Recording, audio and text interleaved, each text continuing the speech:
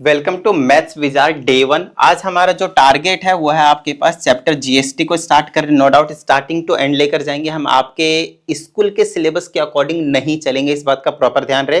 Chapter 1 से शुरू करेंगे और सिमिलरली हम सो ऑन चलते रहेंगे। उसके अकॉर्डिंगली हम, मेरा टारगेट 2027 का बोर्ड है, आप लोगों के स्कूल के जो टेस्ट होते हैं वो बिल्कुल मेरा टारगेट नहीं है, इस चीज का प्रॉपर ध्यान रहे, ठीक है। तो क्लास 10 का शुरुआत कर रहे हैं जीएसटी चैप्टर, ठीक है। सारी चीजें हम डिटेल में बात करेंगे इसके बारे में, उसकी टेंशन मत लीजिए।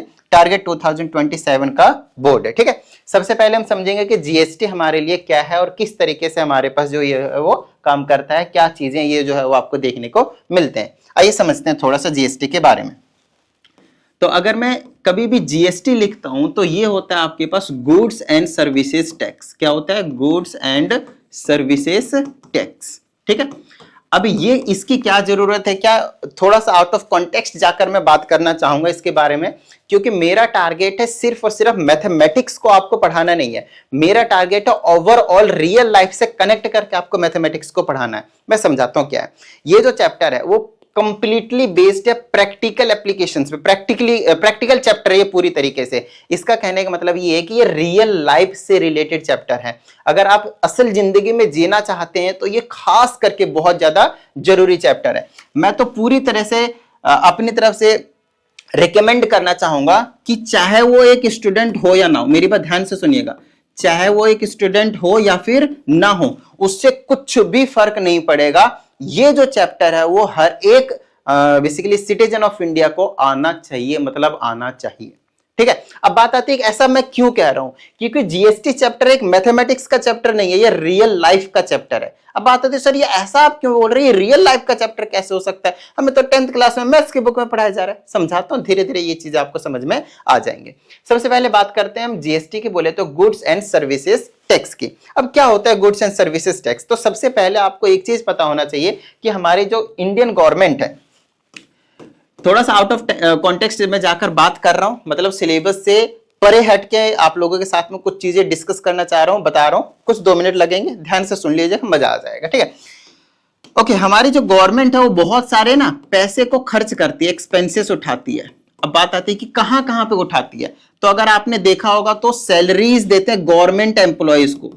जितने भी गवर्नमेंट एम्प्लॉयज होते हैं उनको क्या बोलते हैं? सैलरीज देते हैं। और अगर यही जो गवर्नमेंट एम्प्लॉयज होते हैं, अगर वो रिटायर हो जाते हैं अपने सर्विस से, तो उनको क्या दिया जाता है? पेंशन दिया जाता है। ये चीज आपको पता है, ठीक है। बहुत सारे जो सैलरीज लेते हैं जो गवर्नमेंट एम्प्लॉयज होते हैं, जैसे कि नेवी में हो गया है ना, एयरफोर्स में हो गया, आपके पास आर्मी में हो गए, जितने भी डिफेंस वाले सेक्टर हो गए, या फिर अदर जो आपके पास ऑफिशियल वर्क है जितने भी हैं सभी में काम करते हैं। दूसरी चीज आपके पास रोड बनाने के लिए हो गया, या फिर डिफेंस के लिए जितने भी वेपन्स वगैरह खरीदने हैं उन सभी को खरीदने के लिए हो गया, या फिर आप किसी भी तरीके से रेलवे को कंस्ट्रक्ट करने की बात आ गई, रेलवे बनाने की बात आ गई, या फिर जो भी आपने वंदे भारत वगैरह सुन रहे होंगे, इन सभी चीजों में क्या होता है? एक्सपेंसेस होते हैं, खर्चे होते हैं।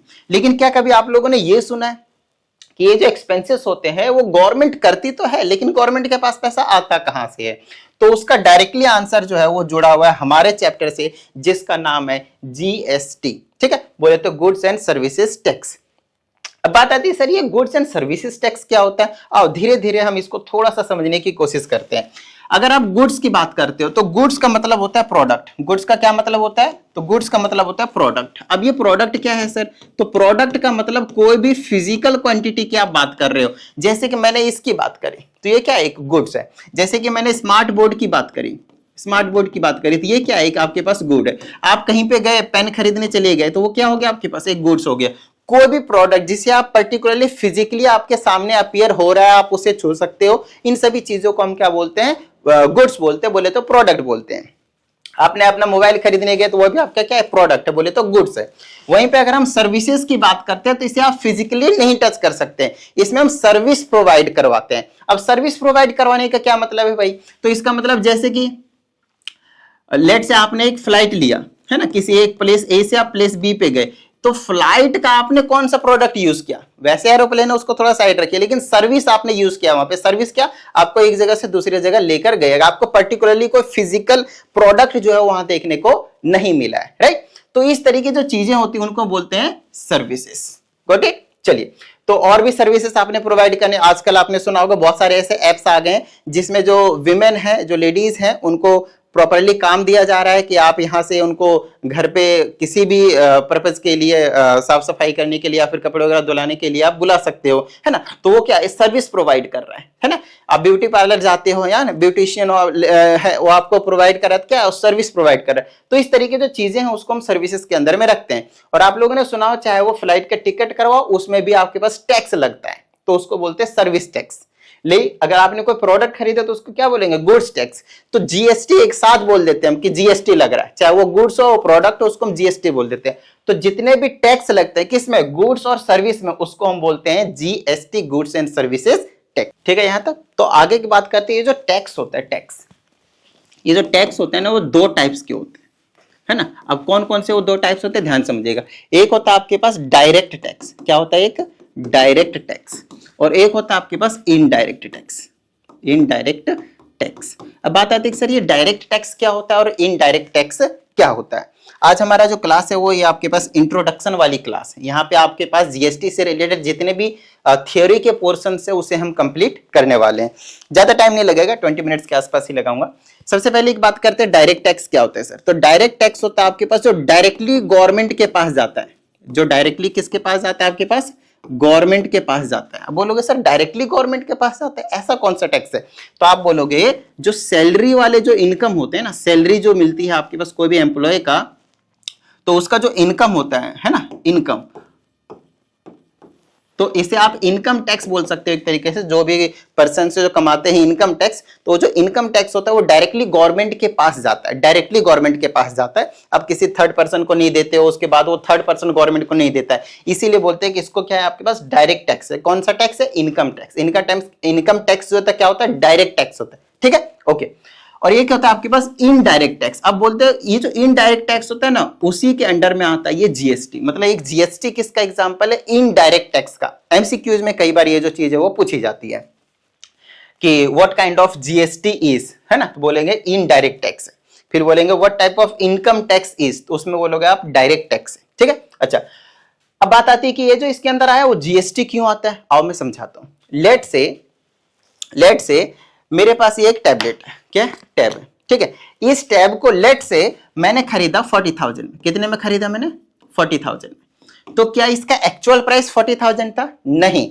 एक्चुअली क्या था इसमें, लेट से कुछ अमाउंट ले लेते हैं कि इसका जो कॉस्ट था वो कितना था, 35,000 था, प्लस जीएसटी था। हमसे नहीं बताया जाता है, जब भी हमसे कोई अमाउंट बता रहा है शॉपकीपर, जनरली वो इंक्लूसिव ऑफ जीएसटी बताता है। इंक्लूसिव ऑफ जीएसटी का क्या मतलब है, उसमें ऑलरेडी जीएसटी एडेड है। तो लेट से 35,000 इसका कॉस्ट था, लेकिन साथ में आपके पास जीएसटी भी लगाया, तो जीएसटी कितना लगा होगा, 5,000, तभी तो 40,000 बना, है या नहीं।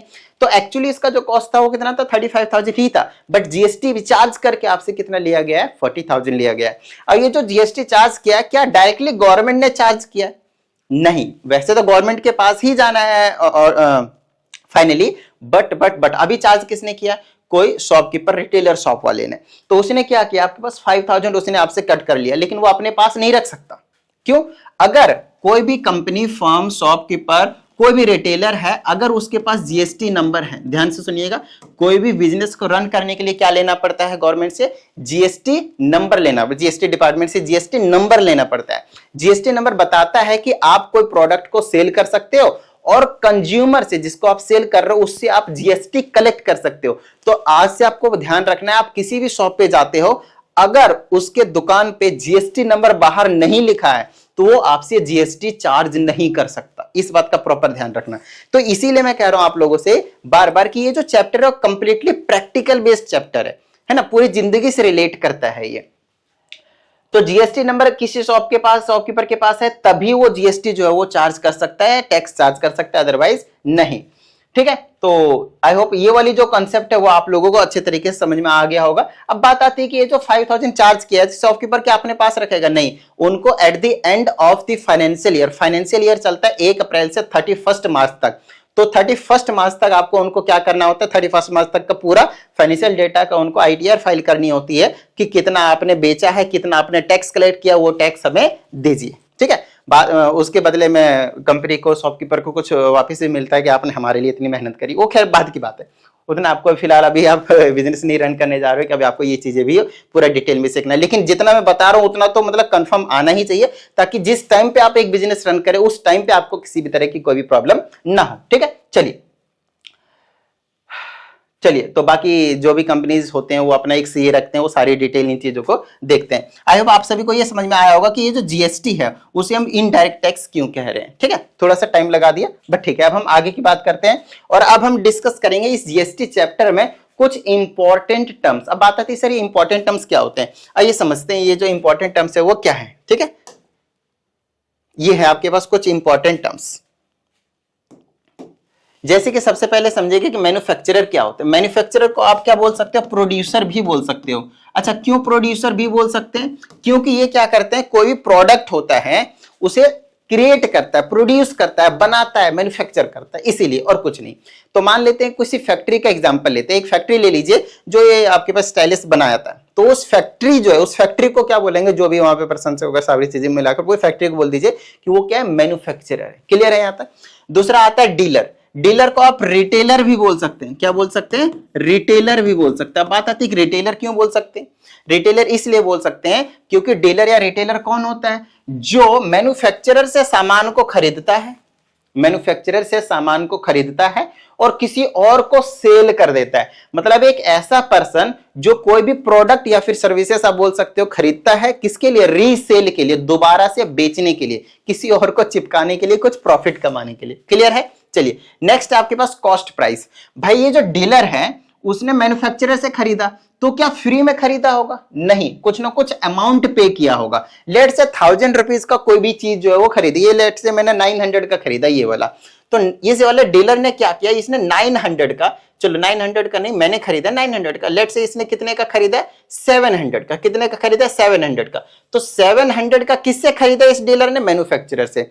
अब क्या ये जो डीलर है वो जिसको भी बेचेगा कंज्यूमर को, क्या वो 700 का खरीदा ना, तो क्या 700 का ही बेचेगा, नहीं, ये मुझे चिपकाएगा कितने का, 900 का। तो मैं हो गया कंज्यूमर, कौन हो गया, मैं कंज्यूमर, और ये कौन हो गया, डीलर हो गया, ये कौन हो गया आपके पास, डीलर हो गया जो खरीद रहा है। ये जो 700 है ना, वही इसका क्या है, कॉस्ट प्राइस। कॉस्ट प्राइस का मतलब है कितने का उसको पड़ा है, कितने का उसने खरीदा है। क्लियर है। नेक्स्ट है लिस्ट प्राइस या फिर मार्क्ड प्राइस। लिस्ट प्राइस या फिर मार्क्ड प्राइस, मैं आपको बता दूं, ऐसा होता है, इसने 700 का खरीदा और मुझे 900 का दिया, पता है उसके पहले इन्होंने क्या किया था, इन्होंने इसको मार्क प्राइस रख दिया था 1000 रुपीज, कि मार्क प्राइस 1000 एंड 10% का डिस्काउंट, बोले तो 100 रुपए का डिस्काउंट, तब जाकर मुझे 900 का पड़ा है, ऐसे नहीं।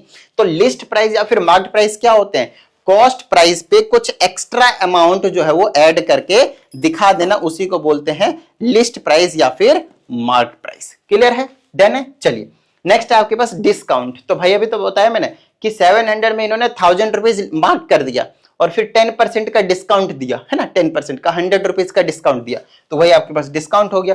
फिर फाइनली ये जो है ना अब निकल कर आया है सेलिंग प्राइस पे।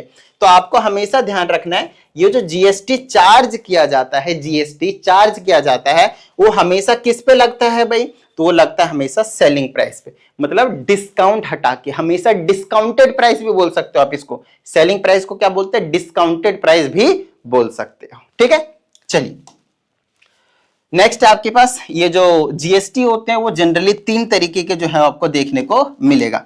एक होता है सीजीएसटी, इसको आप बोलते हो central GST, central goods and services tax. ठीक है। एक है आपके पास एसजीएसटी, इसको बोलेंगे स्टेट जीएसटी, क्या बोलेंगे, स्टेट जीएसटी, या फिर इसको यूटी जीएसटी भी बोलते हैं। बोलेंगे सर यूटी जीएसटी, अरे जैसा स्टेट है वैसे यूनियन टेरिटरी भी तो होते हैं ना हमारे पास, तो स्टेट और यूनियन टेरिटरी सेम है, यहाँ पे जो टैक्स लगता है वो सेम स्लैब के अंदर जाते हैं। नेक्स्ट आपके पास आईजीएसटी, आईजीएसटी का मतलब इंटरनेशनल जीएसटी नहीं होता है, क्या होता है आपके पास, इंटीग्रेटेड जीएसटी होता है, इंटीग्रेटेड जीएसटी होता है। ठीक है, हेलो,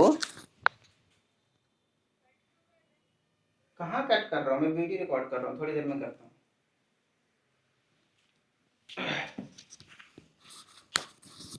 हूं। ओके, तो ये इंटीग्रेटेड वाली चीजें समझ में आ गई आपको। ठीक है ना। चलो, तो इंटीग्रेटेड जीएसटी इसको जो है वो बोला जाता है, जीएसटी जो है वो बोला जाता है। अब नाम से थोड़ा थोड़ा सा आप लोगों को क्लियर हो रहा होगा कि क्या कहानी जो है वो देखने को मिलता है।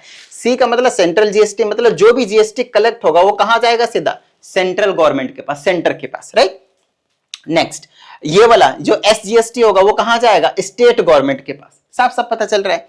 आईजीएसटी आपके पास इंटीग्रेटेड जीएसटी होता है, इसके लिए भी आपके पास सेंट्रल गवर्नमेंट के ही पास जाता है, लेकिन इसके लिए कुछ कंडीशन होते हैं, अभी थोड़ी ही देर में आप लोगों को समझ में आ जाएगा, उसकी टेंशन मत लीजिए। आइए आगे की बात करते हैं।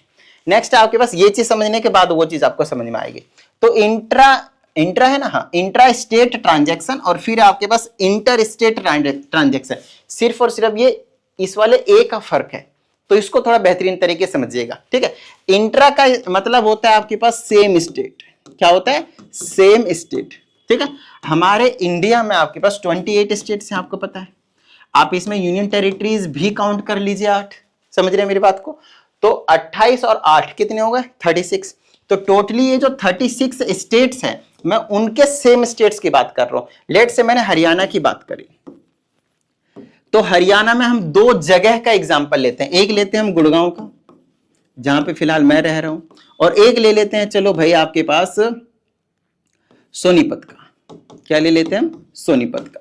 ये हमने 2 प्लेसेस का एग्जांपल लिया। तो मैं बोलूंगा, ये मैं आपको नहीं पता जिन भी स्टूडेंट्स का, उनको कोई प्रॉब्लम वाली बात नहीं। गुड़गांव और हरियाणा स्टेट जो ये जो हरियाणा, उसके अंदर ही आपके पास 2 सिटी है, ठीक है। चलिए, तो गुड़गांव और सोनीपत, ये जो गुड़गांव है और सोनीपत है, ये क्या है आपके पास हरियाणा के अंदर ही है, इन्हीं के अंदर लाइक कर रहा है, ठीक है, फाइन।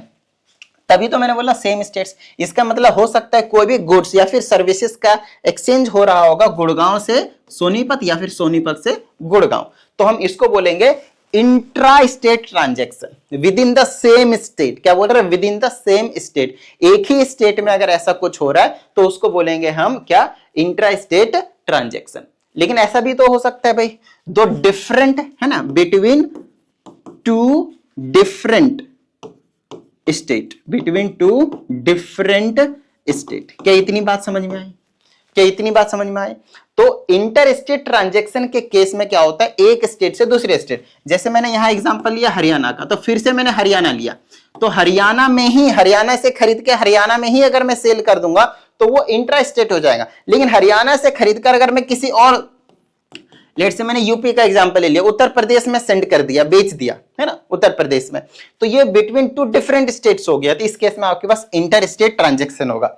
आइए अब इसमें थोड़ा सा पीछे वाली चीजें जो अभी छोड़ा था उसको थोड़ा सा आप लोगों को क्लियर करवा दूं। ये जो इंट्रा स्टेट ट्रांजैक्शन होते हैं उस केस में 2 टैक्स लगते हैं। एक लगता है आपके पास एसजीएसटी और एक लगता है आपके पास सीजीएसटी। ये आपके पास 50% लगता है और ये भी आपके पास 50% लगता है। अब 50% किसका, आप टेंशन मत लीजिए कैलकुलेशन के बारे में, अगली वीडियो जो होगी वो कैलकुलेशन से रिलेटेड ही होगी, ठीक है। चलो, तो एसजीएसटी आपके पास 50% होगा और सीजीएसटी जो है वो भी आपके पास 50% होगा। किसका 50% भाई, तो रेट ऑफ जीएसटी जितना होगा, लेट से 18% रेट ऑफ जीएसटी है। कोई भी अगर प्रोडक्ट खरीदने जा रहे हो, जनरली मैक्सिमम चीजों में क्या आपके पास 18% जीएसटी स्लैब है। तो ये जो 18% है उसमें से 9% कौन ले जाएगा, सेंट्रल गवर्नमेंट। बोले तो सीजीएसटी लगेगा, सीजीएसटी ये वाला सीजीएसटी लगेगा। और उसी में से ही जो 9% होगा वो कितना किस में जाएगा, स्टेट जीएसटी, एसजीएसटी के पास आपके पास जाने वाला है। तो 9% हो गया, मतलब 50% हो गया। जो जीएसटी रेट था उसका 50% आधा आधा, है ना। चलो नेक्स्ट आप आता है कि यार इंटर स्टेट के केस में कौन सा जीएसटी लगेगा। तो इंटर स्टेट के केस में आपके पास लगेगा, वो लगेगा आपके पास आईजीएसटी, इंटीग्रेटेड जीएसटी। क्लियर है यहां तक। और ये पूरा का पूरा किसके पास जाता है, सेंट्रल गवर्नमेंट के पास जाता है। सीजीएसटी नहीं है, सेंट्रल गवर्नमेंट के पास जा रहा है, लेकिन सीजीएसटी नहीं, क्या है, आईजीएसटी, इंटीग्रेटेड जीएसटी। बाद में गवर्नमेंट डिसाइड करती है ना, हॉरिजॉन्टल और वर्टिकल आपके पास डिस्ट्रीब्यूशन होते हैं कि किस तरीके से स्टेट्स को दिए जाएंगे पैसे, वो खैर बात की बात है। बट फिलहाल अभी आपको समझना है कि आईजीएसटी कब लगता है और सीजीएसटी और एसजीएसटी कब लगता है और कितना कितना लगता है। जब ये चीजें कंडीशन है आपको समझ में आना चाहिए, काफी ज्यादा इंपॉर्टेंट है, बहुत ही ज्यादा इंपॉर्टेंट है। नेक्स्ट आपके पास इनपुट जीएसटी, और एक चीज इसमें नहीं लिखा मैंने, जिसे बोलते हैं आउटपुट जीएसटी, आउटपुट जीएसटी। ये दोनों चीजें एक साथ आपको समझना है। क्या करना है आपको, एक साथ समझना है, बहुत ज्यादा इंपॉर्टेंट है, ध्यान समझिएगा। मान लीजिए यहाँ पे कोई एक पर्सन ए था, जिसका जो क्या है आपके पास मैन्युफैक्चरर है। कौन है, मैन्युफैक्चरर है ना, प्रोड्यूसर है, सामान को बना रहा है।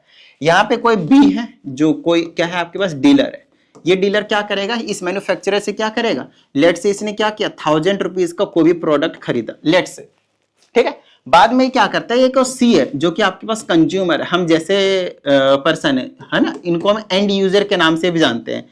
कंज्यूमर कौन होता है, जो कंज्यूम करने के लिए किसी भी प्रोडक्ट या सर्विसेज को यूज करता है, वो सेल करने के लिए नहीं, रीसेल नहीं करता वो, है ना, वो यूज करता है उसका। बट डीलर क्या करता है, रीसेल के लिए खरीदता है, राइट।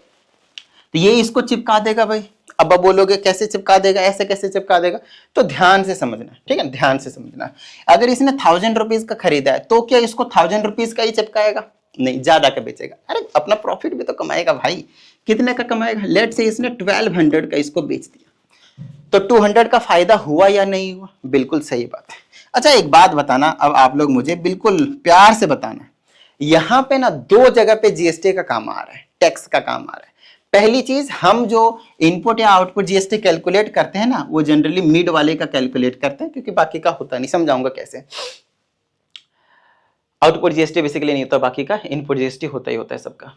सबसे पहले इसकी बात करते हैं डीलर की। डीलर के बारे में एक चीज बता रहा हूं मैं, ये जो डीलर है वो क्या करा, 1000 रुपए का इससे कोई भी सामान खरीदा, ये बोला 1000 रुपीज का, तो क्या इसको इसने जब खरीदा था डीलर ने, तो क्या ए को इसने कुछ पे नहीं किया होगा एज जीएसटी। अगर 1000 रुपीज का पे किया है और प्लस का मान लेते हैं कि 10% का ही जीएसटी है, थोड़ी देर के लिए 10% का ही जीएसटी है, तो ये वाला जो सामान है ना, इसको 10%, 1000 का 10% कितना हुआ, 100 रुपीज हुआ। जिसको नहीं समझ में आया कि 100 कैसा है, बिंदास रहिए, अगली वाली क्लास में सिखाएंगे आपको। बस इतना समझ लिए कि 10% जीएसटी इस पे लगाया तो 100 रुपीज आ गया। तो 1000 रुपीज का 10% जीएसटी लगाकर ये जो डीलर था उसको कितने का पड़ गया, टोटली 1100 का पड़ गया। बोलो हाँ या नहीं। कोई भी प्रोडक्ट खरीदा, इसने कितने खरीदा, 1100 का खरीदा। अब ये बेच कितने का रहा है, 1200 का, तो 100 रुपीज का तो फायदा होगा ही होगा। अच्छा अब मेरी बात ध्यान से सुनिएगा, इसी चीज को, ये जो 100 रुपीज आया ना, इसी को बोलते हैं इनपुट जीएसटी। क्या बोलते हैं, इनपुट जीएसटी। अब बोलोगे इनपुट जीएसटी ये कैसे हो गया, इनपुट जीएसटी का मतलब है एक ऐसा पर्सन जिसने किसी को सेल करके कुछ टैक्स को क्या किया, कलेक्ट किया, ठीक है। तो ये जो डीलर है इसने सेल करके नहीं, सॉरी परचेज करके, माय मिस्टेक। ये जो डीलर है उसने क्या किया, इससे ए से 1000 रुपीज का कुछ खरीदा, तो भाई अगर आप खरीद रहे हो तो कुछ ना कुछ आपको देना पड़ेगा ना टैक्स के रूप में। तो 1000 रुपीज का था, उसमें आपने टैक्स दिया 100 रुपीज का, तो वही आपके पास 100 रुपीज क्या है, इनपुट जीएसटी। कोई प्रॉब्लम नहीं, इसको हम इनपुट टैक्स क्रेडिट के नाम से भी जानते हैं। क्या नाम बोलते हैं इसको, इनपुट टैक्स क्रेडिट के नाम से भी जानते हैं। दूसरा आपके पास कंज्यूमर, या फिर इसी को हम बोलते हैं क्या, एंड यूजर। क्या बोलते हैं हम इसको, एंड यूजर। किसी भी तरह की कोई भी जो प्रॉब्लम है वो आपको नहीं होनी चाहिए, ठीक है ना। चलिए अब आता है ये जो एंड यूजर है, इसने कितने का खरीदा भाई, 1200 का खरीदा। कितने का खरीदा, 1200 का। तो क्या इसको 1200 पे टैक्स नहीं देना पड़ेगा, देना पड़ेगा। तो 1200 पे फिर से मान लेते हैं कि 10% का जीएसटी था, एग्जाम्पल के, है ना, 10% का जीएसटी था, तो 1200 तो इस कंज्यूमर को देना ही देना है, साथ में 10% जीएसटी भी देना है ना, 10% जीएसटी भी देना है, ठीक है, नो प्रॉब्लम। तो इसका 10% निकालेंगे तो 120 रुपीज आएगा। कैसे आया भूल जाइए, अगली क्लास में आपको सिखाया जाएगा, ठीक है। चलिए तो 1200 का 120 आया। अब टोटल अमाउंट जो देना पड़ेगा वो 1320 रुपए देना पड़ेगा। कितना देना पड़ेगा आपके पास, 1320 रुपए देना पड़ेगा। क्लियर है यहां तक, ठीक है। चलो 1320 रुपए देना पड़ेगा। तो ये जो टैक्स है यहां पे इसको कितना टैक्स देना पड़ रहा है, 120 रुपीज। इसी को बोलते हैं आउटपुट जीएसटी। इसी को क्या बोलते हैं हम, आउटपुट जीएसटी। क्या इतनी सी बात समझ में आई, क्या इतनी सी बात समझ में आई भाई, इसको क्या बोलते हैं हम, आउटपुट जीएसटी। समझ में आई इतनी बात। अब एक ही पर्सन के रिस्पेक्ट में यहां पे हमने दो चीजों की बात करी कि एक पर्सन जिसने कुछ सामान को खरीदा तो उसने कुछ टैक्स दिया होगा, तो उसको बोलेंगे इनपुट जीएसटी। अब उसी पर्सन ने उस प्रोडक्ट को सेल कर दिया तो कुछ टैक्स को कलेक्ट किया होगा, तो इसको बोल देंगे आउटपुट जीएसटी। क्लियर है यहां तक, ठीक है, डन है। अब मेरी बात ध्यान से सुनिएगा, यहां पे एक बहुत ज्यादा इंपॉर्टेंट क्वेश्चन आता है आप लोगों के लिए, tax payable, tax payable by the dealer. ये जो डीलर है वो टैक्स कितना पेएबल है, पेएबल का मतलब अब वो गवर्नमेंट को कितना पे करेगा जब वो आईटीआर फाइल करेगा, इनकम टैक्स रिटर्न फाइल करेगा फाइनेंशियल ईयर के खत्म होने पर, ठीक है, ओके फाइन। अब बात आती है यहां पे, ध्यान से सुनिएगा, अभी मैं तुरंत समझ में आ जाएगा, बिल्कुल बच्चों की तरह। जब यहां से इसने, ध्यान से सुनेगा, यहां से इसने जब खरीदा था तो 100 रुपीज वो ऑलरेडी पे कर चुका है या नहीं? बिल्कुल कर चुका है, ठीक है। अच्छा, यहां से उसने कलेक्ट कितना किया? 120 रुपए। तो 120 रुपए और उसमें से 100 रुपए ये दे चुका है, तो अब ये जो टैक्स पेएबल है गवर्नमेंट को वो कितना है आपके पास है? 20 रुपए, ओनली 20 रुपीज। अब ये बोलोगे ये कैसे, समझ में नहीं आया सर। नहीं आएगा एक बार में, ज्यादा टेंशन मत लीजिए। यही एक ऐसा टॉपिक है जहां पे बच्चे फंसते हैं और ये लास्ट टॉपिक है, उसके बाद खत्म, ठीक है। टेंशन मत लीजिए, थ्योरी वाले पोर्शन खत्म हो जाएंगे, अभी समझ में आ जाएगा। अगर किसी को कुछ समझ में नहीं भी आएगा ना तो एक चीज बताएंगे कि tax payable by the dealer जिसका भी पूछा जाएगा उसका सिंपल एक चीज होती है, आउटपुट जीएसटी माइनस का input GST. Output GST minus का इनपुट जीएसटी। अब बात आती है ऐसा क्यों? ये तो 200 रुपए का प्रॉफिट से बेचना ही चाह रहे हैं, 200 रुपए तो कमाएगा ही कमाएगा भाई। ये जो चीज है वो 200 रुपए कमाएगा ही कमाएगा, 200 रुपए कमाना चाहता है ये, तो 200 रुपए कमाएगा ना भाई। अगर इसको 1100 का पड़ा है तो 100 ही रुपए कमा रहा है, तो टैक्स को नहीं जोड़ना है। 1000 रुपए का खरीद कर वो 1200 का बेच रहा है और 100 रुपीज जो टैक्स दिया है ना, एक बार दे चुका है, तो दोबारा से वो टैक्स नहीं देगा। दोबारा से जो टैक्स देगा वो किस पे देगा? प्रॉफिट पे, क्योंकि 1000 रुपए का तो वो दे ही चुका है ऑलरेडी टैक्स। अब जो बाकी 200 है प्रॉफिट, सिर्फ उसका टैक्स देगा और गवर्नमेंट को और ज्यादा नहीं देगा। तो इसको आप दो तरीके से समझ सकते हो, tax payable by the dealer का दो तरीके समझ सकते हो। पहला तरीका हुआ कि आप output GST minus input GST करके समझो, और दूसरा तरीका होता है आपके पास जीएसटी ऑन प्रॉफिट। एक ही बात है, ये दोनों चीजें बिल्कुल सेम टू सेम चीजें, पहली चीज और ये दूसरी चीज। अब बोलोगे सर जीएसटी ऑन प्रॉफिट का क्या मतलब? आओ समझाता हूं भाई। इसने 1000 रुपीज का खरीदा था, 1200 का बेच दिया, कितना बचा? प्रॉफिट कितना हुआ? 200। अरे 1200 में से 1000 रुपए हटा दो, है ना, तो कितने का प्रॉफिट कमाया? 200 रुपए का। तो 200 रुपए जीएसटी निकाल दो, जीएसटी रेट फिक्स होता है 10% का, तो अब 200 का 10% निकाल दो। 10% ऑफ 200 कितना आ गया आपके पास? 20 रुपीज। तो यहां से भी बोला था आउटपुट जीएसटी कितना है? 120 रुपीज। इनपुट जीएसटी कितना था? 100 रुपए। कितना आया था? 20 रुपीज। यहां से भी 20 रुपीज, यहां से भी 20 rupees, both are exactly same चीज। ये वाला ज्यादा मुश्किल होता है स्टूडेंट्स के लिए, आप हमेशा इस पे थोड़ा सा ध्यान रहे, यही से काम बन जाएगा। कोई जरूरत नहीं है, एक भी फॉर्मूला नहीं है इस वाले चैप्टर में, ध्यान रहे। जीएसटी वाले चैप्टर में एक भी फॉर्मूला जो है आपको देखने को नहीं मिलेगा। क्लियर है? तो tax payable by the dealer का मतलब output GST minus input GST है। अगर किसी को ये समझ में ना आए तो इसका सिंपल सा मीनिंग होता है GST on profit. GST on profit मतलब 10% ऑफ 200 जो भी प्रॉफिट था, तो कितना आ गया? 20 रुपीज। ठीक है, इतनी बात समझ में आया आप लोगों को? ठीक है यहां तक? तो एक और इंपॉर्टेंट चीज, मैं वीडियोस बनाता हूं, सारी चीजें होती है, लेकिन इनमें ना व्यूज नहीं आते। क्या नहीं आते? व्यूज नहीं आते। अच्छा, व्यूज नहीं आते तो फिर मेरा जो मोरल होता है वो डाउन हो जाता है। अब मोरल डाउन हो जाता है तो क्या करें? तो कुछ नहीं करना, आप लोगों का अपने सोशल मीडिया हैंडल्स जितने भी होते हैं उसमें आप एक बार शेयर कर दीजिए और वीडियो को लाइक तो करना मत भूलिएगा। इससे क्या होता है, यूट्यूब के एल्गोरिथम्स के अकॉर्डिंग पुश करता है, बहुत सारे स्टूडेंट्स के पास इसको भेजता है कि भाई आप भी देखो, आप भी देखो, आप भी देखो। जब आप लाइक नहीं करते हो उस टाइम पे या फिर कमेंट नहीं करते हो तो उस टाइम पे पता ही नहीं चलता यूट्यूब को कि इस वीडियो में कुछ अच्छा कंटेंट भी है, जिसकी वजह से 1-2 व्यूज आए, 5-7 व्यूज आए और वहीं पे डाउन हो जाता है वीडियो, और फिर कभी भी वो किसी भी स्टूडेंट्स के यूजफुल जो है वो नहीं रह जाता है। तो मेरे आप लोगों से हमेशा रिक्वेस्ट रहती है कि भाई आप कोशिश करें कि वीडियोस को शेयर कर दें, लाइक जरूर कर दें, और अगर आपको कोई डाउट आता है तो वो कुछ भी चीजें तो आप कमेंट करके जरूर बताएं। ठीक है, बाकी हमेशा मैं अपने वीडियो के एंड में आप लोगों को एक क्वेश्चन जो है वो हमेशा दिया करूंगा, तो उसका थोड़ा सा हमेशा जो है वो क्वेश्चन का आंसर जो है वो देने की कोशिश कीजिएगा। ठीक है, और क्वेश्चन क्या है अभी फिलहाल यहाँ पे, और क्वेश्चन यहाँ पे ये है कि अगर आपके पास एक मैन्युफैक्चरर है, एक आपके पास डीलर है और एक आपके पास कंज्यूमर है, ठीक है, इसने इससे आपके पास 5000 का कोई भी प्रोडक्ट खरीदा है, ठीक है ना। रेट ऑफ जीएसटी बता देता हूं मैं, रेट ऑफ जो जीएसटी है वो यहाँ पे आपके पास 18% है। कितना है? 18%। ठीक है, फाइन।